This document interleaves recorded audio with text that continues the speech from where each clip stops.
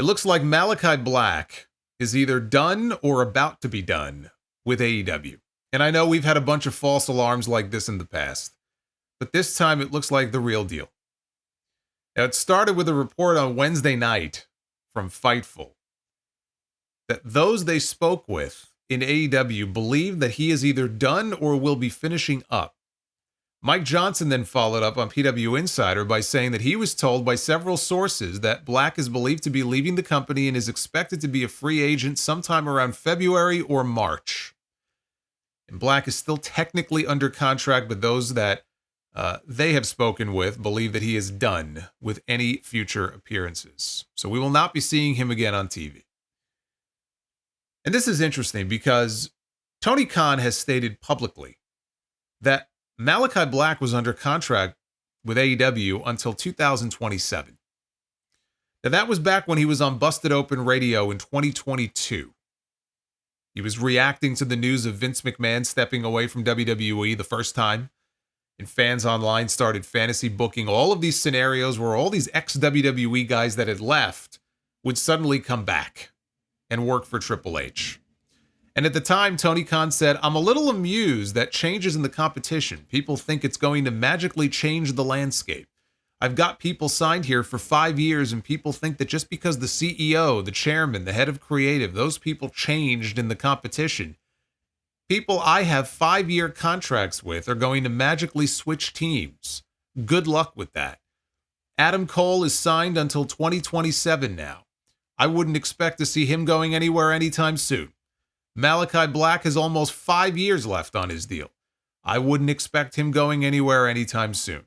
Just because these guys had some success under a previous administration somewhere else, they're not magically going to be going anywhere. Those are two people I like, just as examples of people who have worked under the previous administration. I am very amused by that.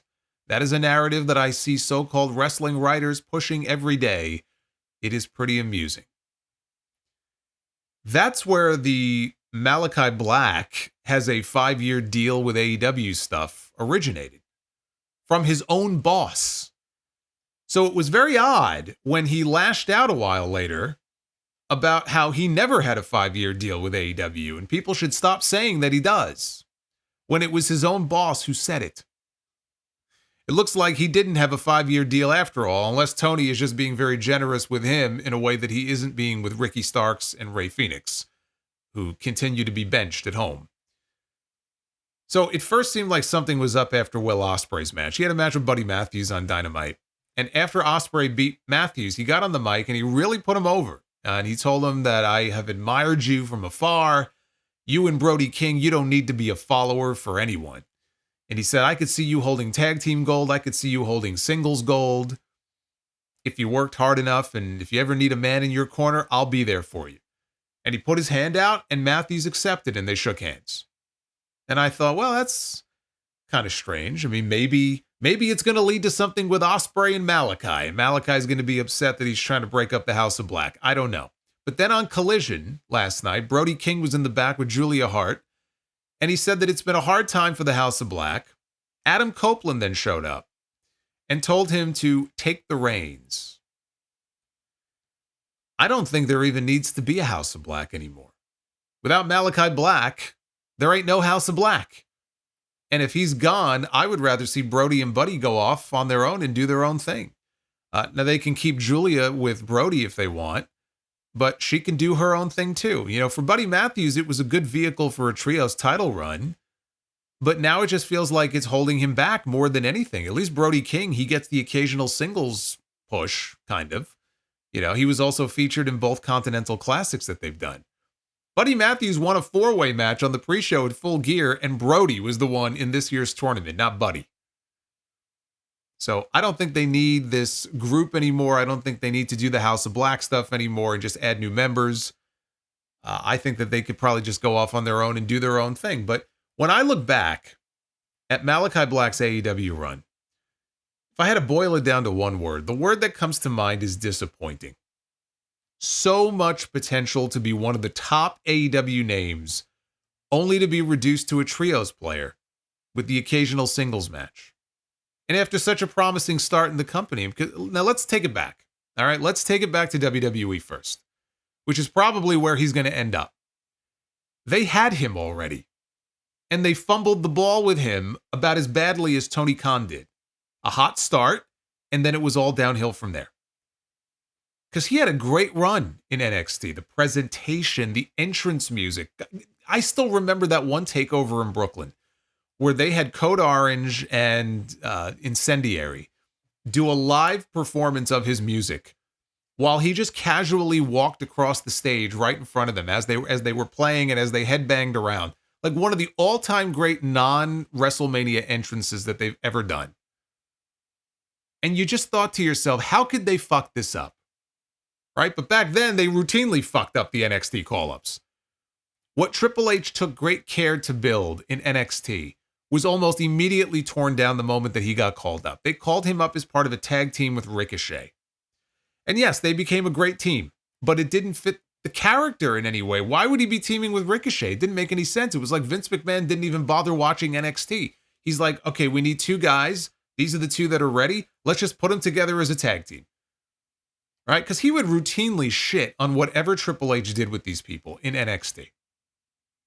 Just changes for the sake of making changes. Like, if it were changes for the better, changes to enhance the character, to enhance the presentation, to make them better in some way, that's one thing. But these just felt like changes for the sake of making changes.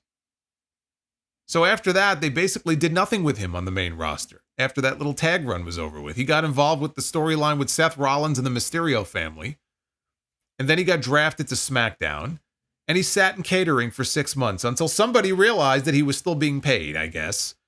And then they brought him back. And for weeks, they aired vignettes on TV promoting his return. This is all to say nothing, by the way, of all those weeks of television prior to this where he sat in a dark room on Raw begging for someone to fight him. Remember that? Fight me. Fight me. But right before they released him, he did come back to TV, and he targeted Big E. I think Big E might have had the IC title at the time. I don't remember, but he made Big E a target. And then the whole storyline, if there ever even was one, it got dropped cold. They even made new theme music for him. So whoever made the call to get rid of him, there clearly was not a lot of thought put into it. But he ranted about the dirt sheets spreading lies and about how plans change. That's the biggest excuse that you always hear when they don't know what they're talking about, right? Clearly, that's directed at Dave.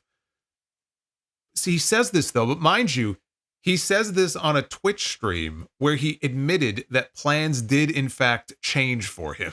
So it's like it was obvious that plans changed, or else they never would have bothered bringing him back to TV just to fire him 2 weeks later. Or to go through the trouble of having new music made for him, which we never got to hear. But he insisted, Vince McMahon was very high on me. He even told him so. So it must be true. Because I know that if I were running my own promotion and I had somebody that I was very high on, you know what I would do with them? I would sit them at home for 6 months and I would do nothing with them.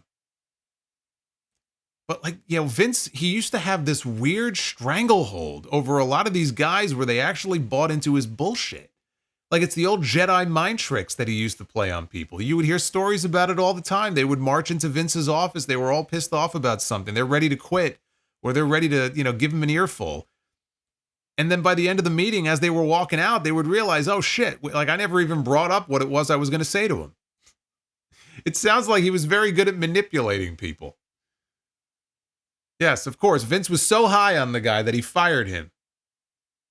And so ended his run in WWE. A waste of talent. So then he signs with AEW. And he got off to a great start. He was feuding with Cody Rhodes, one of the top stars in the company. He even got a couple of wins over him. The first one, he beat him in dominant fashion.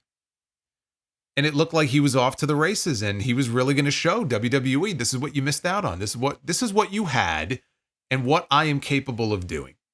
And the star that I could have been for you if you would have given me that chance. And then instead of capitalizing on the man's momentum, Tony Khan did the same thing that Vince McMahon did. He put him in a tag team. The House of Black was formed. And the House of Black had some promise. They won the trios titles. but it just became rinse repeat with the House of Black stuff every week and no real forward momentum for them. Now, he did get hurt. He talked about the back injury that he had. It was bad enough that it almost forced him into an early retirement. But over the last 18 months or so, whenever people would bring up him being hurt, he would vehemently deny that he was hurt anymore. So it's not as if you could chalk up the last 4 years of his career to a bad back. Like, one of the weirdest aspects of his run in AEW is the fact that Tony Khan just would not book him in singles matches. Like, they were very, very rare. And if he wasn't injured and he, wasn't being hidden away in tag matches as a way to protect his body, I don't quite understand the reluctance to give him another singles push like they did when he first debuted. I never understood it. I still don't understand it. Evidently, he didn't understand it either, because in one of his Instagram videos, when he it came to that question of why don't we see you in more singles matches, he didn't have an answer. He said, I don't know. He literally said, I don't know. So basically, only Tony Khan would know the answer to that question, and Tony Khan doesn't really like answering questions. So I guess it's going to remain a mystery. Now, he did ask for his release at one point. It was denied. So then fast forward to November, and that match he had on Dynamite against Adam Cole. This was the storyline where Adam Cole had to beat some people if he wanted to get a match at Full Gear with MJF. Cole beats him. And after the match, Cole gets on the microphone and he pays respect to Malakai Black in a way that made people think that, is he leaving? Like, is he finishing up with the company? Like, this is kind of strange. So back to Instagram he went to vent. And this is what he said. He said, here we are once more, one match down. And again, everybody is, he's retiring. He's retiring because of his injuries, this and that. I'm not injured. Neither am I retiring, nor am I leaving. I feel this happens every match I have, and I don't understand how many times you're going to say these things, and then them not happen, and people will still fall for that. I haven't been injured in more than 3 years. I'm referring to my back injury, of course, and I only posted about that after it was already done. And if you would have read the post, you would have seen that and not what other people have written about it. I'm fine. I've been fine for the longest time. I would really appreciate it if that stuff stops. If I'm retiring, you're going to hear it from me and not after Adam Cole cuts a promo just as a thank you for the match, because that's all it was. So thank you. So he says, I'm not retiring, nor am I leaving. 2 months later, here we are. I doubt this all just happened overnight, so it appears that he may have known more than he was letting on when he posted that. Although I'm sure he does get a lot of very annoying messages asking about injuries and are you retiring, and I could see that getting very tiresome. But again, he had to have known more than he was letting on. But now the word is that he's headed back to WWE. That's not confirmed. Meltzer claims there has been talk even in creative in WWE about him of late. So in a little over 3 years with AEW, I went and checked. I was curious how many actual matches he had. 71 matches. Out of those 71 matches in over 3 years with AEW, only 15 of those were singles matches. 5 of those singles matches took place last year. The last 2 both being losses. The one to Adam Copeland in the barbed wire cage at Double or Nothing, where Copeland broke his leg. And then the loss to Adam Cole on Dynamite. If he goes back to WWE, it will be under a different regime this time. Company is very different now than it was back then. Under Triple H and NXT, this is a man who thrived. Triple H knows what he brings to the table. He knows what Tommy End brings to the table. There is no guarantee of success, but if ever there was going to be an opportunity for him to achieve the kind of success that I think he could achieve, I do believe it would come under Triple H. It did not happen under Vince McMahon. It was never going to happen under Vince McMahon. It didn't even happen under Tony Khan. Triple H is the only one who has actually demonstrated the ability to present him in a way that makes him feel like a really big fucking deal. And I'm talking consistently, not just at the beginning of his run like he did in AEW. Triple H is the only one with the track record who has done that. But we need to see the real Aleister Black back. That's what we need. The NXT Aleister Black. What worked back then could work again now. We just never got a real chance to see it on Raw or SmackDown. A healthy Aleister Black in there against Drew McIntyre. Aleister Black in there against Gunther, against Sheamus, against Finn Balor. Like, he could be an immediate presence on that roster on either brand, although with the makeup of the shows as they are right now, it's based on the names I mentioned, I think he matches up better with a lot of the guys on Raw. February or March, that's a pretty wide open timeline as far as when he becomes a free agent. So it sounds like a Royal Rumble return might not be possible since that's on February 1st. Although wouldn't that be something if he's a free agent as of February 1st? I guess anything's possible. What a great surprise that would be, though, to hear that old Code Orange theme again and then he comes out in the Rumble. Whenever it is, I hope he gets that chance. I hope he gets that chance, and I hope that this time they don't squander him the way they did last time. Because like I said, they're as guilty as Tony Khan is for dropping the ball with this guy. If he had gotten the chance to come up the first time and do what he did in NXT and not have a certain someone meddling in that, I think he would have done well. I can't sit here and tell you, oh, he would have been WWE champion. I don't know, but I think he would have done well. They messed with something that was working. It worked for the NXT audience, and it could have worked with the main roster audience. I want to see him get another shot at it. I hope he does.